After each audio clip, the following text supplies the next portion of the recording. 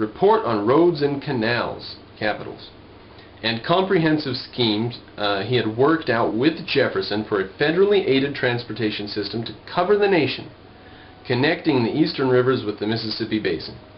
The impending war with Great Britain delayed Gallatin's projects, but nearly every one was finally accomplished over the next 60 years by varying combinations of private, local, state, and federal resources. The second great federal push began when the empty prairies had to be crossed, and reached its climax with the conquest of the Rocky Mountains and the Sierra Nevadas. In 1869, they finished that project. Here was no avenue along the safe and settled lines of trade, but an 1,800-mile leap from the remote Missouri River to the Pacific Ocean across lands nearly unsettled. The result was the largest federal grants to railroads. Forms of aid varied as promoters devised requests suited to the peculiar needs and the prejudices and temptations of legislatures and commissioners. Okay, one of the most familiar types of aid given was, for the longer routes, the gift of public lands by federal and states. Texas, for example, which had retained its public lands when it entered the Union in 1845, eventually made gifts to railroads amounting to over 32 million acres. That's a lot of land they gave to the railroads. And you might say, well, Texas is big. They got a lot of land. They only gave away 32 million acres. That's probably not much. 1/6 of the area of the state granted to railroads and subsidies. The land grants for railroads, like those for wagon roads before them, were not merely for the right-of-way, but included in the usual federal grants alternate sections, 640 acres, within a specified number of miles on either side of the road. Every other conceivable form of aid was given. Direct grants of money came sometimes from treasury surpluses, sometimes from public borrowing. Treasury surplus? What's that? Yeah, they had them once in a while. The state of North Carolina, having exhausted its borrowing capacity in 1873, authorized counties along the line of a railroad to levy a special tax payable either in cash or in country produce. Special tax. Because they couldn't borrow anymore. They're up to their eyeballs in debt. The government on building railroad infrastructure. What do you think caused the recession of 1873 and the recession of 1837? Government getting all up in there. Remission of state taxes and exemption from state and local taxes were another form of aid. For example, the federal government from time to time remitted duties on iron imported for rails. The ingenuity of promoters and their legalistic friends was inexhaustible. After the failure of numerous projects in the Depression years, following 1837 and 39, so 38 was not a Depression year. You see how I say it's got to be more recession. There was a bit of growth and a recession. You can't call it a depression unless some significant time elapses. And I don't think a year counts as a depression. Some states adopted legal prohibitions against state aid to internal improvements. After the failure of numerous projects in the Depression years following 1837 and 39, some states adopted legal prohibitions against state aid to internal improvements. So some states, even after the problems caused by overspending and overspeculation in government banking, then tried to spend their way out to solve it. And as a result of those disasters, we'll learn a bit about that there, and I think we featured that in video 10 or 11. As a result of those disasters, some constitutions actually ended up putting clauses in that said the government may not spend money on infrastructure improvement, etc. Despite the many discouraging experiences, some programs of state aid were actually at their height during the 1850s.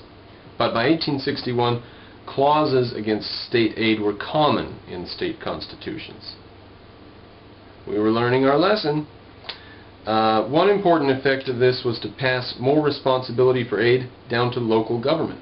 And during the 1850s, the federal government too had returned with large-scale aid to the railroads in the form of land grants. Okay, we don't need too much more there, just to see that If we're going to assert that the problem was government banking and government subsidies and distortions in the economy, there's plenty of evidence for plenty of distortions in the economy with plenty of government spending. Empire Builders. How Michigan Entrepreneurs Helped Make America Great by Burton Folsom Jr.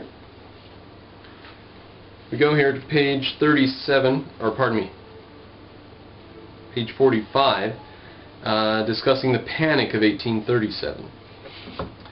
The national economy went into a tailspin, the Panic of 1837. Capital was hard to borrow. Businesses were failing because of the panic, and sound investors wanted more than 5.25% for their money. Now that's a financial panic. They're charging more than 5.25%. That's not very high, huh? I mean, it got up to 18 and 19% in the 1980s under Reagan and Schultz. Mason finally persuaded the officers of the Morris Canal and Banking Company, a reputable firm, to buy the Michigan bonds.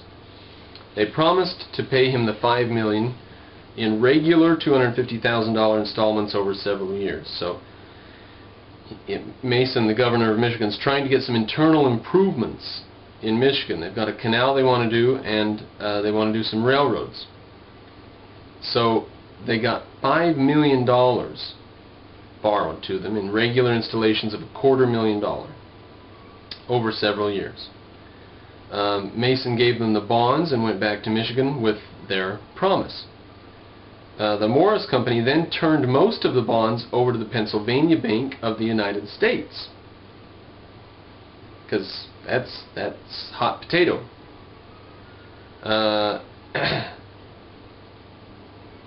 Which then sent them to Europe as collateral for its own investments. Of course, Europe,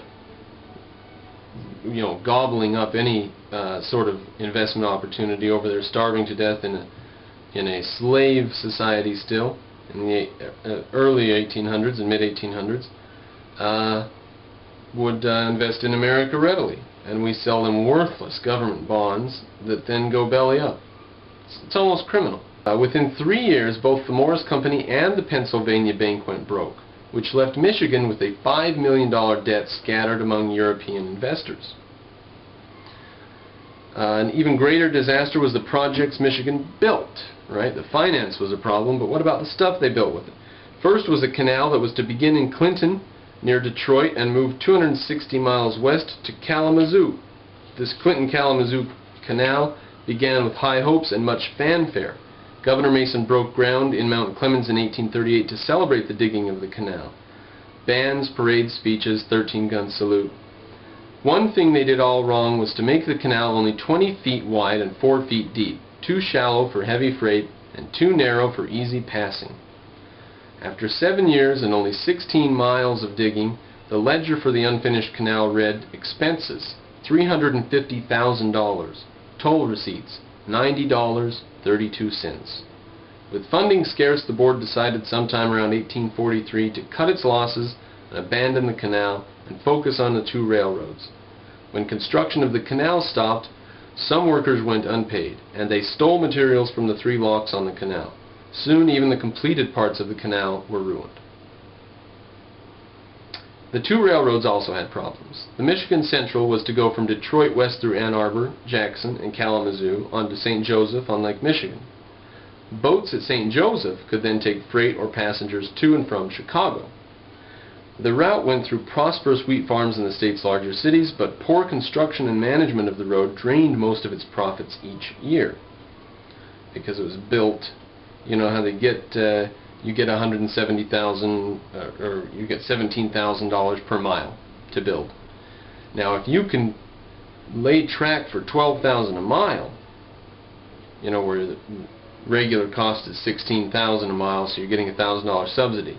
If you can cut your cost 25% by using not as many logs, poor quality logs, lighter rail, less gravel, if you can cut your cost in any way, it's just more money in your pocket, because the money's not coming. If you want to build a good railroad, you get money from your customers for their good railroad.